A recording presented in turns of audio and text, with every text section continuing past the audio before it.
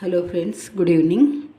ఈరోజు ఈవినింగ్ నేను ఒక మంచి పచ్చడి తయారు చేయాలనుకుంటున్నానండి. ఎందుకంటే ఇంకా మళ్ళీ హాలిడేస్ అయిపోతున్నాయి, డ్యూటీలకు అందరు రెడీ అయిపోతుంటారు. కాబట్టి మనకి ఈ టైంలో రకరకాల చట్నీస్ ఉంటే మనకి యూస్ఫుల్గా ఉంటుందనే ఉద్దేశంతో నేను ఇది చేస్తున్నానండి. ఈరోజు నేను మీకు ఒక పండుమిరపకాయ పచ్చడి ఎలా తయారు చేయాలనేది చూపించాలనుకుంటున్నాను.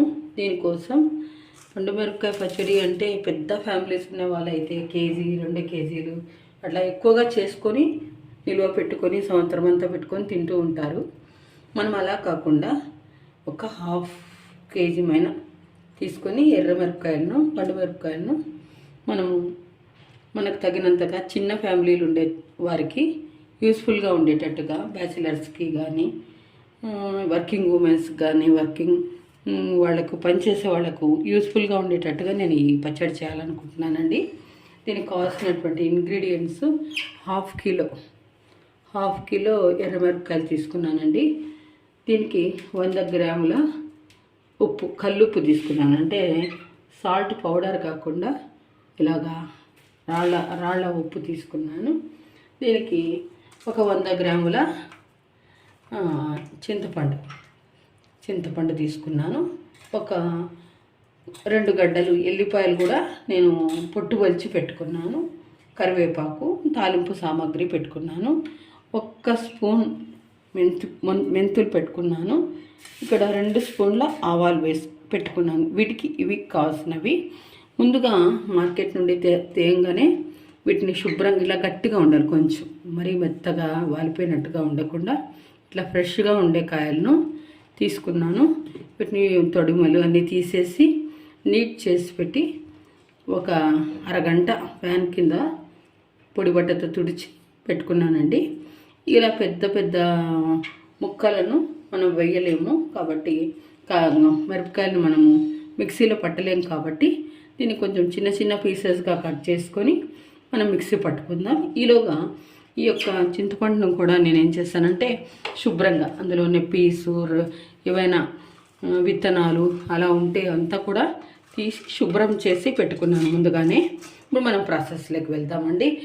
ఇది వెళ్ళే ముందు ఇవి ఇంత పెద్దగా ఉన్న వాటిని చిన్న ముక్కలు చేసుకుంటే త్వరగా మనకి మిక్సీ పట్టడానికి యూజ్ అవుద్ది.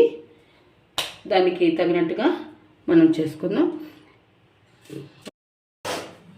పట్టడానికి కోసమని ముఖ్యంగా దీనికి కావాల్సినటువంటి పౌడర్ తయారు చేసుకుందామండి. దీని కొరకు ఒక స్పూన్ మెంతులు తీసుకున్నానండి. ఈ మెంతులను చక్కగా మంచి గోల్డెన్ బ్రౌన్ వచ్చేటట్టుగా వేయించాలి. మరీ ఎక్కువగా బ్లాక్గా వచ్చేటట్టు కాకుండా చూసుకుని దగ్గరుండి నీట్గా ఇలా ఒక 2 మినిట్స్ వేయించితే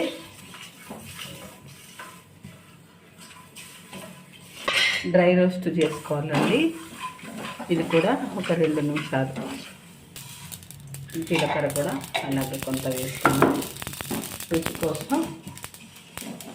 ఇది కూడా వేయించి పెట్టుకున్నటువంటి వీటిని చల్లార్చాలి. ఇంకా మనం దీంట్లోకి చట్నీ కోసమని ఆయిల్ వేసుకుందామండి. 1 కప్పుడు అంటే ఇది ఒక 100 ml ఉండొచ్చు, కరెక్ట్గా 100 ml ఉండొచ్చు. ఇది మనం నూనె కాబెట్టుకుందామండి. కాగిన తర్వాత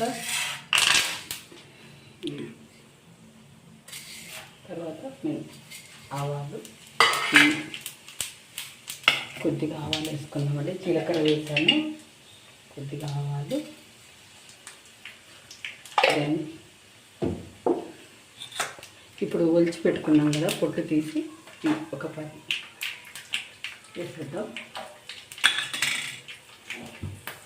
ఇందులోనే ఎండుమిరపకాయలు వేస్తున్నానండి. ఒక 4-5 ఎండుమిరపకాయలు కూడా తాలింపు కోసమని వేస్తున్నాను.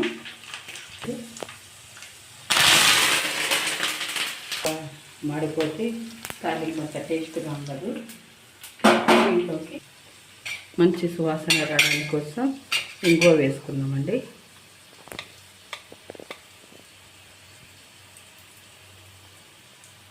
టేస్ట్ కోసము ఇంగువ కలుపుతున్నాను దీంట్లోకి.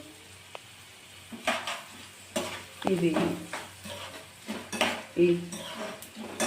ఈ తాలింపు చేసిన దాన్ని మనము ఆరబెట్టుకుందామండి. పూర్తి కూల్ కావాలి. ఈలోగా మనము ఇంకా కొంత ప్రాసెస్ ఉంది.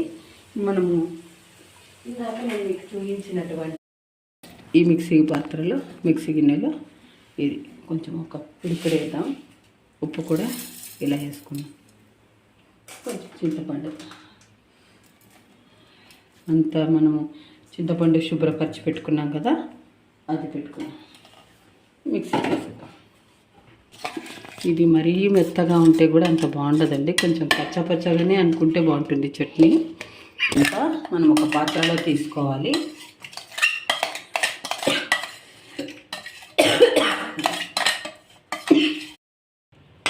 మనం మిక్సీ పట్టుకున్నటువంటి ఈ యొక్క పదార్థంలోకి మనం ఇందాక డ్రై రోస్ట్ చేసుకున్నటువంటి జీలకర్ర, మెంతులు, ఆవాల పౌడరు ఇందులో కలిపేస్తున్నానండి.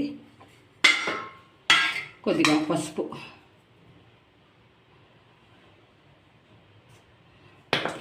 మొత్తము బాగా కలుపుకోవాలి.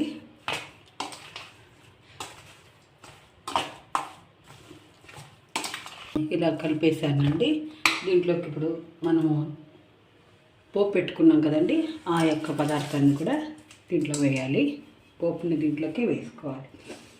మనము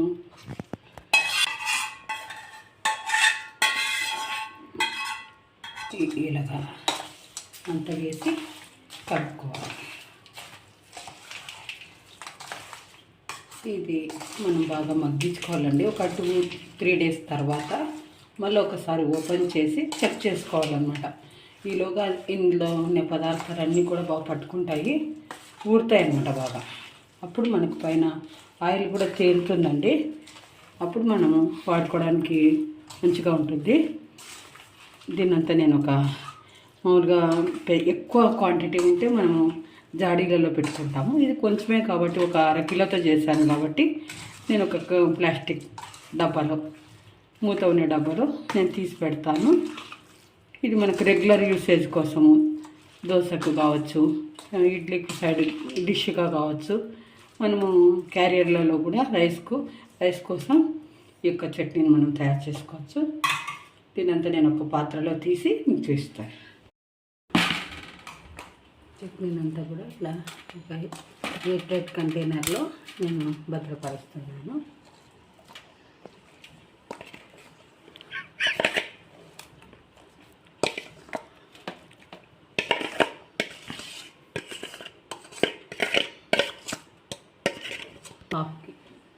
మేము తయారు చేసినటువంటి పండు మిర్చి పచ్చడిని మీకు తయారు చేసి చూపించడం జరిగిందండి. ఇది మనం ఈ ఎయిర్ కంటైనర్లో భద్రపరచుకొని యూజ్ చేసుకోవచ్చు. మీకు ఈ యొక్క రెసిపీ నచ్చితే లైక్, షేర్, సబ్స్క్రైబ్ చేసి బెల్ బటన్ను మీరు నొక్కాలని కోరుతున్నాను. Thank you.